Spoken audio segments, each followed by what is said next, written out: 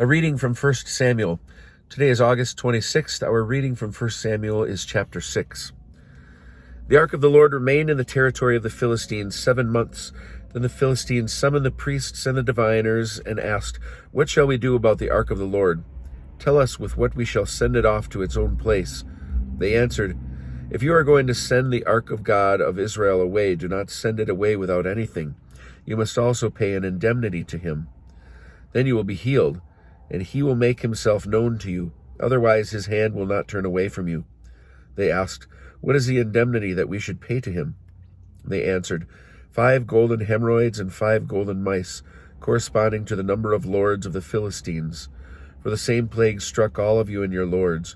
You shall make figures of your hemorrhoids and of the mice that are ravaging your land. Thus you shall honor the God of Israel, and perhaps he will lighten the weight of his hand upon you and your gods and your land. Don't harden your hearts as the Egyptians and Pharaohs hardened their hearts.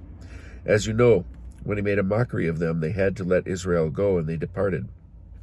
Therefore, get a new cart ready and 2 milk cows that have not borne a yoke. Harness the cows to the cart, but take back indoors the calves that follow them. Take the ark of the Lord and place it on the cart. Put it next to a chest of the gold objects you are paying him as indemnity. Send it off and let it go its own way. Then watch. If it goes up the road to Beth-Shemesh, to his own territory, it was he who has inflicted this great harm on us. But if not, we shall know that it was not his hand that struck us. It just happened to us by chance." The men did so. They took 2 milk cows and harnessed them to the cart and shut up their calves indoors. They placed the ark of the Lord on the cart together with the chest, the golden mice, and the figures of their hemorrhoids. The cows went straight ahead along the road to Beth-Shemesh.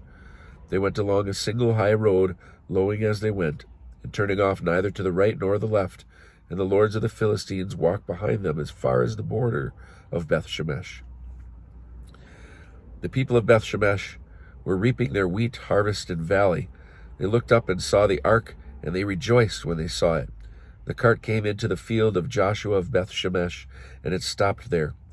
They split up the wood of the cart and presented the cows as a burnt offering to the Lord.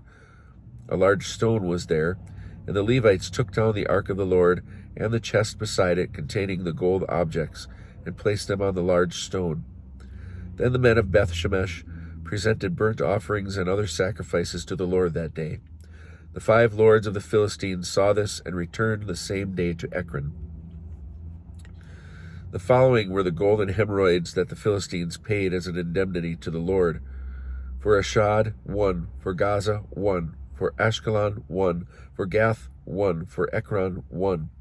As for the golden mice, their number accorded with all the Philistine towns that belonged to the 5 lords, both fortified towns and unwalled, villages as far as the great stone on which the ark of the Lord was set down to this day in the field of Joshua of Beth-Shemesh. The Lord struck at the men of Beth-Shemesh because they looked into the ark of the Lord. He struck down 70 men among the people and 50,000 men. The people mourned, for he had inflicted a great slaughter upon the population. And the men of Beth-Shemesh asked, "Who can stand in attendance on the Lord, this holy God?